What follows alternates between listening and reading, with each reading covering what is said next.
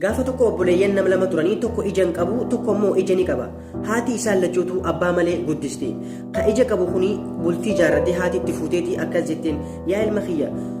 obboleessi kee ka ija hin qabne kana sitti imaanaa haga inni lubbuudhaan addunyaa kana gubbaa jiraatu waan qalbiin isaa feetu godhii fi wajjin jiraadha jetteeti biraa duute.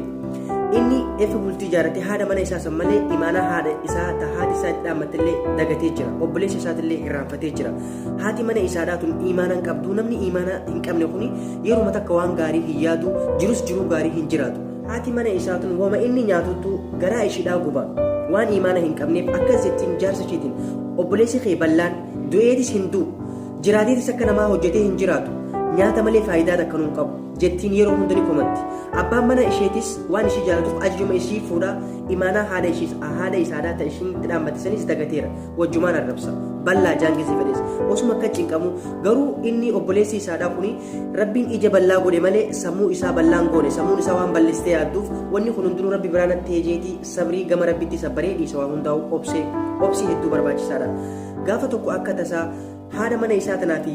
obboleessi isaa bal'aa kana walitti wajjin mana dhiiseetii diidan deeme jeenii diida deeme yeroo inni diida deemu ishiinis maal jetteen ganda firee keenyaa tokko dheeyinaa nu kaas jettee gurbaa bal'aa kana fuutee obboleessa jaarsa ishiidhaa kana fuutee kaatee deemteen bakka namni hin jirre geessitee biyyaa ganda keessaa fageessitee baastee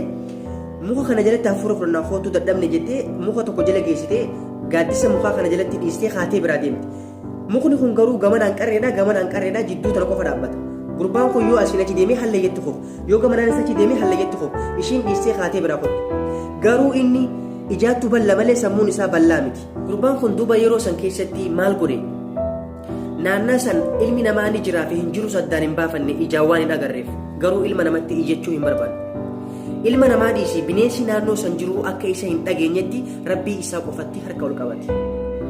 Rabbii isatti harka ol qabateeti rakkina isaa itti himate yaa rabbii kiyya ka guyyaa dukkana natti godhe ka ijatti na dhoowwate suma ka rakkoo tana keessas na nage suma yaa rabbi ka rakkoo tana keessaas na baasu sumaa jeeti rabbii isaa kadhatee maal godhe boo'ee mukuma san jala rafe gamanaa yoo deeme hallayyetti kufa asii yoo deeme hallayyetti waan kufu waan ta'eef jecha karaa itti deemu hin jiru rakkoodhaan marfamee jira ifirraa mukuma san jala ciise muka san jala rafee ganama oggaa hirribaa ka'u garaan isaa beelaan nyaatu gise dhabu maddi qaqqabatee muka isa gubbaa san baala muka sanii kutee alaanfatu eegale baala muka sanii kutee yeroo alaanfatee liqimsu ijji isaadhaa hurriin irraa kaate banamteef hedduu gammade. Gurbaan kun yeroo ijji isaa irraa banamtu hallayyaa ishiin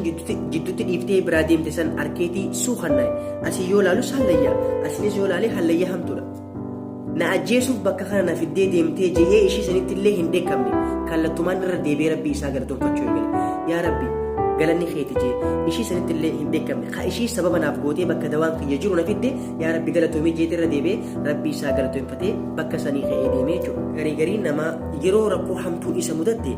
rabbii isa uume dagateeti hirraanfateeti namoota balloo wajjin dabarsan san hundatti rakkoo isaa himachuu barbaada itti fakkaatte garuu ilmi namaa suni balloodhas wajjin qooddate malee rakkina kan keessa wajjin qooddatu namni rakkoo kan kee furmaatatti siif kanuu danda'u yoo jiraate rabbii tokkicha kasi uume qofa gaafa rakkoon hamtuun si mudatte baareedee namoota hunda namoota si beekan hunda akka waan rakkoo teessan furmaata siif kananii sitti fakkaatte rakkina kee ilma namatti hin himatin harka kan kee gara rabbii keetii ol qabadhu onneetii qulqulluudhaan rabbii kan kee kadhadhu sagalee tante rabbii kee malee namni tokkollee sin dhagahin saalantiin rabbii kan kee kadhadhu rabbiin